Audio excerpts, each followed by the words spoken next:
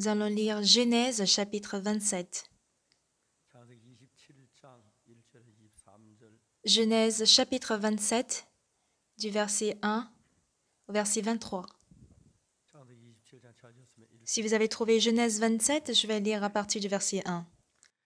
Isaac devenait vieux et ses yeux s'étaient affaiblis au point qu'il ne voyait plus. Alors il appela Ésaü son fils aîné et lui dit, « Mon fils ?» Et il lui répondit, « Me voici. » Isaac dit, « Voici donc je suis vieux, je ne connais pas le jour de ma mort. Maintenant donc je te prie, prends tes armes, ton carquois et ton arc, va dans les champs et chasse-moi du gibier. Fais-moi un mets comme j'aime et apporte-le-moi à manger, afin que mon âme te bénisse avant que je meure. » Rebecca écouta ce qu'Isaac disait à Ésaü son fils. Ésaü s'en alla dans les champs pour chasser du gibier et pour le rapporter. Puis Rebecca dit à Jacob son fils, « Voici, j'ai entendu ton père qui parlait ainsi à Ésaü ton frère. Apporte-moi du gibier et fais-moi un mets que je mangerai, et je te bénirai devant l'Éternel avant ma mort. Maintenant, mon fils, écoute ma voix à l'égard de ce que je te commande. Va me prendre au troupeau 2 bons chevreaux. J'en ferai pour ton père un mets comme il aime, et tu le porteras à manger à ton père, afin qu'il te bénisse avant sa mort. » Jacob répondit à sa mère, « Voici Ésaü mon frère est velu et je n'ai point de poil.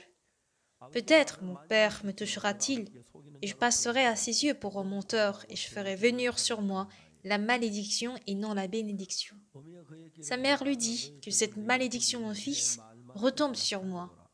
Écoute seulement ma voix et va me les prendre. » Jacob alla les prendre et les apporta à sa mère qui fit un mets comme son père aimait. Ensuite, Rebecca prit les vêtements d'Ésaü, son fils aîné, les plus beaux qui se trouvaient à la maison, et elle fit mettre à Jacob son fils cadet.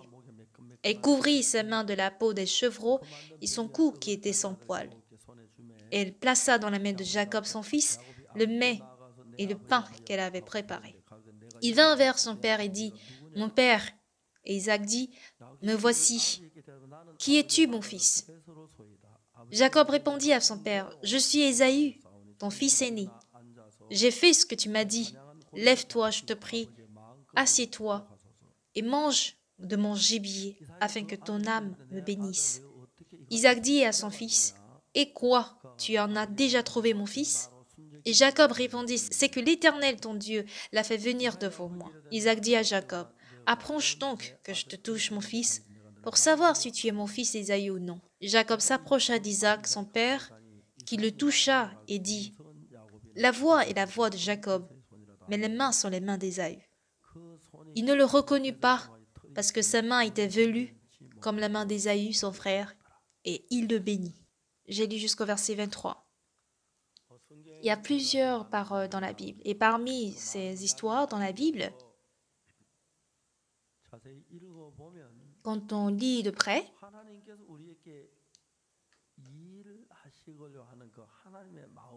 on peut voir le cœur de Dieu inclus dans la Bible. Chose très intéressante dans la Bible, c'est que si vous lisez de près la Bible, chose que Dieu compte dire devient très claire. Mais la plupart des gens, quand ils lisent la Bible, le problème c'est quoi? Parce qu'ils abordent la Bible avec les pensées de l'homme et les concepts de l'homme. Ils ont très souvent des pensées contraires à celles de Dieu. Du coup, ça crée plusieurs problèmes. Quand j'ai lu l'Ancien, le Nouveau Testament en premier, la première fois, je ne pouvais pas comprendre grand-chose. Je comprenais certaines histoires, mais en lisant 1 fois, 2 fois, 10 fois la Bible, et jusqu'à 20 fois,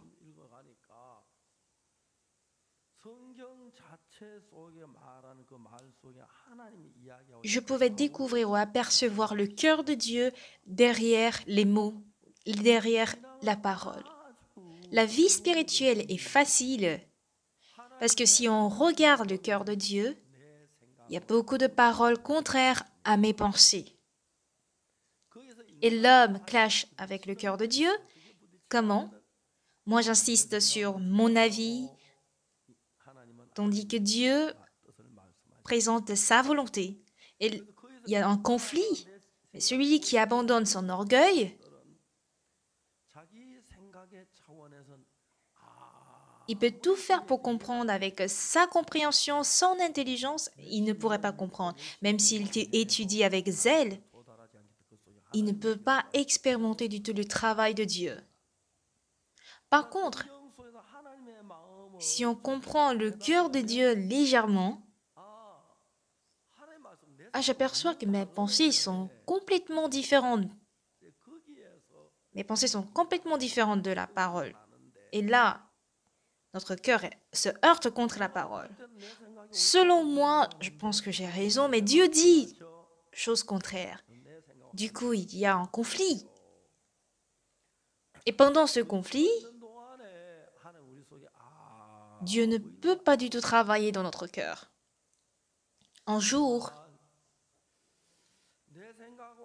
quand j'ai regardé de près la parole de Dieu, comparée à mes pensées, je constate que, mes pensées avaient tort. La parole de Dieu avait raison. Il est difficile à l'homme d'atteindre jusqu'à ce niveau-là. Oui, mes pensées avaient tort, la parole de Dieu est vraie.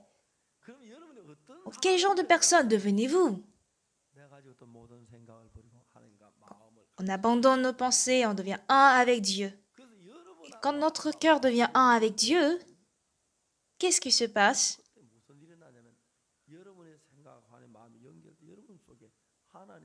Vous pourriez voir le travail de Dieu dans votre vie. J'ai souvent dit ceci. Quand Choi Yohan était presque mourant parce qu'il est piqué par le scorpion, Yohan, lui, il était mourant, alors que le médecin avait dit qu'il allait mourir. Et le coordonnateur du pasteur qui est au Libéria, le missionnaire, m'a appelé « Pasteur, Choi Yohan, Yohan !» et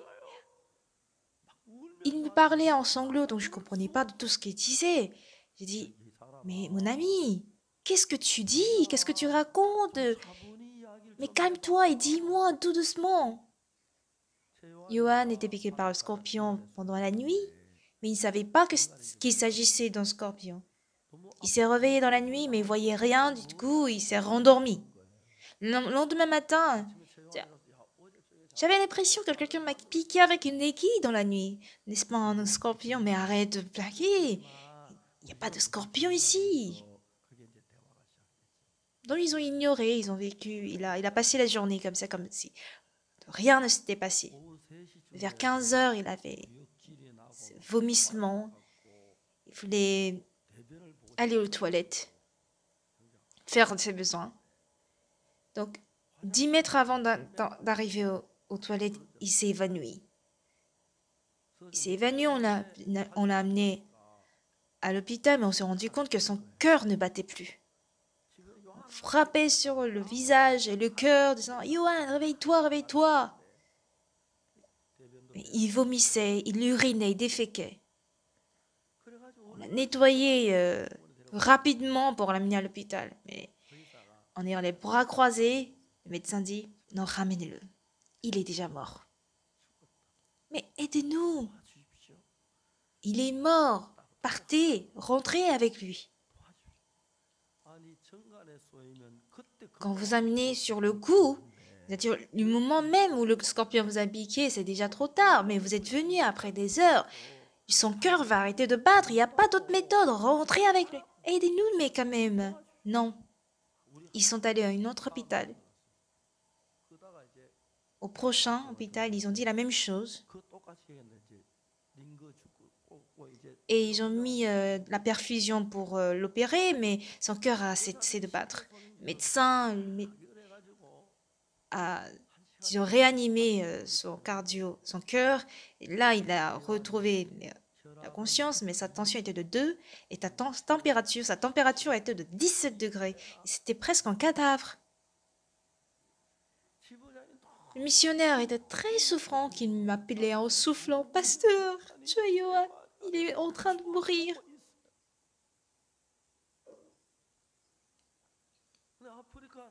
Johan est mourant au Libéria, qui est très loin, en Afrique. Puis-je envoyer un médecin ou un médicament de la Corée d'ici jusqu'au Libéria? On ne peut pas trouver un avion direct. Et avec escale, il faut au moins plus de 15, 16 heures. Mais je ne savais pas en quoi pouvoir l'aider. Et là, une pensée m'est survenue. Il pourra changer, Johan pourrait changer, si je pourrais lui semer l'espoir. Au téléphone, je lui ai demandé, je peux parler à Johan? Oui, pasteur. Et Johan, c'est pasteur se part. Prends le téléphone. Et j'ai pu parler à Johan. Ce qui est vraiment merveilleux, c'est que Dieu travaille par le cœur. Donc je peux lui parler. Au téléphone, j'ai parlé 15 minutes, un quart d'heure, appel international. Johan, j'ai appris que tu as été piqué par un scorpion africain. On m'a appris que tu es en train de mourir. Le médecin me dit que tu peux pas supporter plus de 2 heures. Et ça, c'était la réalité, c'était la vérité. Qu'il allait mourir dans 2 heures. Mais Johan, écoute-moi bien. Ce matin, je me suis réveillée et j'ai lu la Bible. J'ai lu quoi? Ésaïe 40.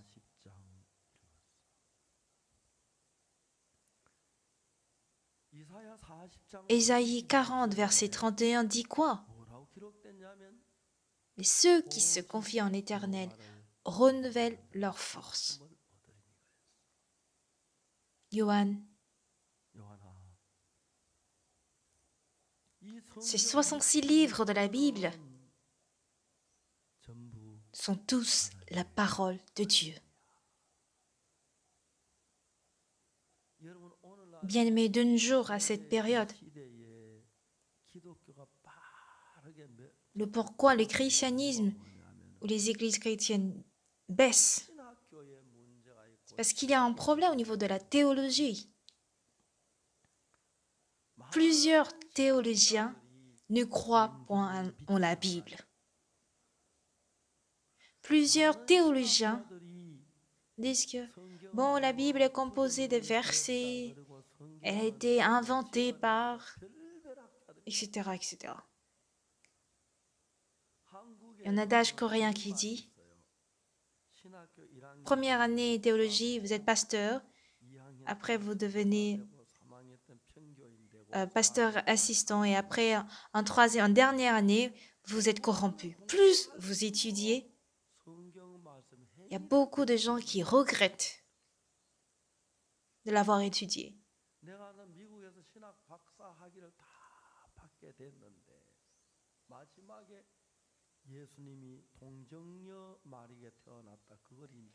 Quelqu'un qui voulait obtenir son doctorat en théologie a été refusé. Son doctorat a été refusé parce qu'il a dit que Jésus est né d'une vierge femme. Ceci a été planifié par Dieu. Et dans Isaïe, il a été prophétisé que tu donneras un fils et tu lui donneras le nom d'Emmanuel.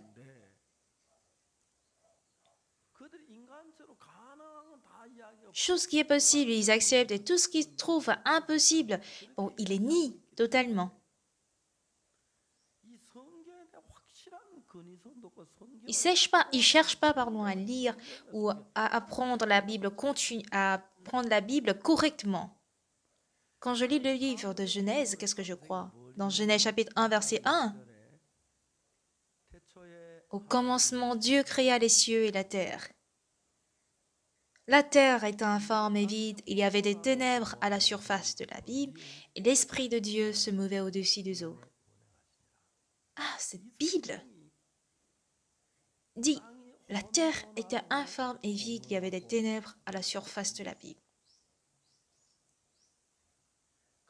Mais à la fin du verset 2, et l'Esprit de Dieu se mouvait au-dessus des eaux. La suite dit, Dieu dit que la lumière soit et la lumière fut. Dieu vit que la lumière était bonne, il sépara la lumière d'avec les ténèbres. Et il appela la lumière jour, les ténèbres nuit, et ce fut le premier jour. La terre était informée vide, il y avait des ténèbres, mais quand il dit que la lumière soit, la lumière, les ténèbres ont disparu, est-ce correct? Que la lumière soit et la lumière fut, ça veut dire autrement que la lumière soit et les ténèbres s'enfuirent. Ça veut dire la même chose, n'est-ce pas? Par la suite, Dieu chassa les ténèbres. Il a donné la forme à la terre et a rempli le vide. Il a créé des animaux, des arbres, des plantes, et tout devenait beau.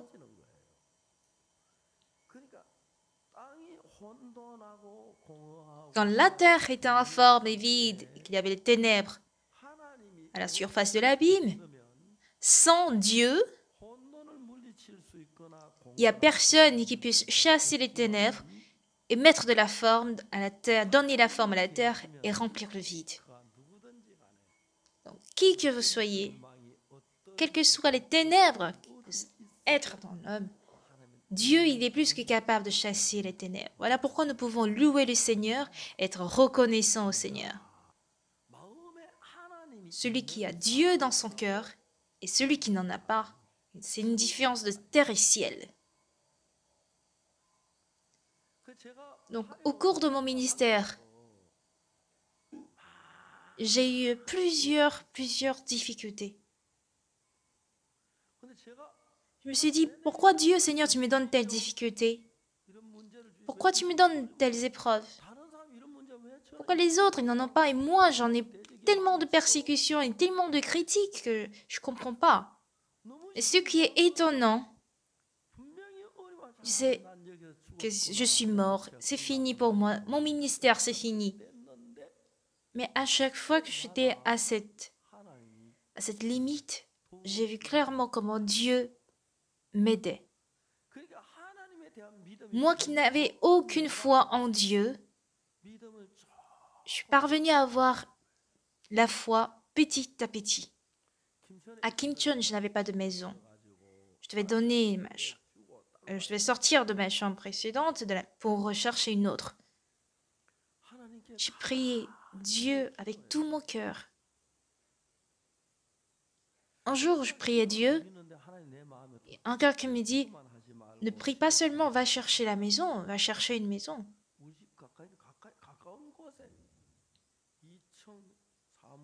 Je trouvais au deuxième étage un bureau qui était très très beau. Et il me demandait le loyer de 200 000 won, c'est-à-dire d'environ $200. Donc je priais tous les jours. 2 mois plus tard, un jour je priais Dieu. Dieu me donnait, comment tu trouves la maison que tu as vue la dernière fois? Oui, cette maison est très très bonne. Mais je me dis, à cette période, cette maison serait déjà vendue. Dieu m'a surgi ce cœur. Je suis partie et la pancarte à louer était toujours placée. Donc je suis entrée. J'ai demandé d'après le propriétaire, mais apparemment il était sorti. J'avais laissé un message comme quoi je viens chercher la maison, une maison à louer. J'avais pas du tout de sous sur moi, mais j'avais la certitude que Dieu me donnerait cette maison. Donc, un autre soir, je suis revenue dans mon cœur. J'ai prié pour une maison. Dieu m'a dit d'aller sortir, de chercher, donc je suis allée chercher. Je vois cette maison qui n'est pas encore prise par quelqu'un d'autre. Arrivé ici, Dieu m'a donné le cœur comme quand il me donnerait cette maison. Un jour, je me suis tenu tête à tête avec le propriétaire pour dire « Je suis un homme de Dieu. je suis venu dans cette ville afin de prêcher l'Évangile. Un citoyen de cette ville m'a volé mon argent. Je suis venu avec une avance, mais il a joué au jeu de hasard. Du coup, sa maison a été prise par la banque et il s'est enfui avec mon argent. Je ne savais pas, je n'avais nulle part à aller, donc j'ai prié le Seigneur. J'ai le cœur comme que Dieu me donnerait cette maison. Mais actuellement, je n'ai aucun sou. Donnez-moi cette maison. Mais ça, c'est de la folie, ça. Le propriétaire a fermé ses yeux, il a réfléchi pendant longtemps. Après un long silence, il me dit, je suis un ancien de l'église de Jijadong, dans le quartier de Jijadong, en pleine ville. Dieu m'a donné un bon bâtiment au bord de la route nationale. Si l'homme de Dieu veut l'utiliser, comment pourrais-je l'empêcher? Utilisez-la. Alors, aux yeux ou aux oreilles des autres, ceci n'a pas de sens. Mais Dieu est réellement vivant et j'ai clairement vu comment il travaille. Johan, les 66 livres de la Bible sont toutes la parole de Dieu. Dieu ne ment jamais. Il n'est pas quelqu'un pour mentir. Pour vaincre le venin du scorpion, tu as besoin d'une nouvelle force. Ésaïe 40, 31 dit quoi? Tous ceux qui se confient en l'Éternel renouvellent leur force. Dieu n'est pas quelqu'un qui ment. Il ne ment jamais. Johan, aie confiance en Dieu. Il te donnera une nouvelle force. Cette force peut te permettre de vaincre le venin du scorpion et tu vivras. Pendant un quart d'heure, voici ce sur quoi j'ai parlé. Étonnamment, ce jeune appelé Choi Johan a accepté cette parole par la foi. Nous n'avons plus rien à faire. Johan, donc réveille-toi vite, d'accord? Je raccroche et j'ai raccroché. Et quelques jours plus tard, j'ai appris qu'il est vivant. Miraculeusement. Actuellement à Los Angeles, il travaille puissamment pour l'Évangile. Je ne sais pas comment les autres pourront voir ça. Mais cette Bible, composée de l'Ancien et du Nouveau Testament, en hébreu, en grec,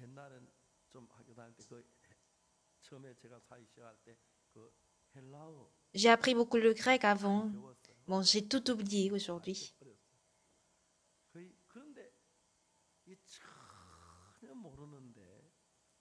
Je ne connaissais rien de la Bible, mais quand j'ouvre la Bible coréenne pour lire,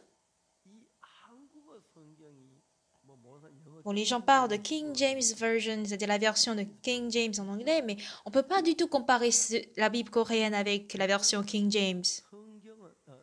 La langue provient de la culture et de la civilisation de ce pays, mais la culture orientale, occidentale, c'est basé sur la culture matérielle, alors que la culture asiatique est basée sur la culture orientale, explique mieux le monde spirituel, parce que la culture est beaucoup plus spirituelle que matérielle. En anglais, quand on dit quelqu'un est mort, bon, on utilise le mot die. Mais en Corée, il y a plusieurs expressions pour décrire la mort. Quand le père est mort, on ne dit pas que papa est mort, parce qu'il est quelqu'un de grand. On ne peut pas dire qu'il est mort. Il a rendu l'âme. Il a été appelé par Dieu. Ou il est décédé. Si vous allez en profondeur de la Bible, qu'est-ce que vous découvrez là? Ésaü et Jacob veulent tous les deux recevoir la bénédiction. Mais Isaac a aimé le premier fils Ésaü, l'aîné, tandis que Rebecca a aimé Jacob. Que dit la Bible? Isaac aime le mets du gibier que chassait Ésaü. Alors pourquoi il a aimé Ésaü? Mais Rebecca a aimé Jacob sans condition. Quand on regarde ça, c'est très intéressant et marrant. Tous les deux sont allés devant le Père pour être bénis. Ce genre d'histoires dans la Bible sont très, très variées et nombreuses. Et quand je constate cette Bible, je pense que même une remorque ou un camion sera insuffisant pour contenir toute cette parole de la Bible.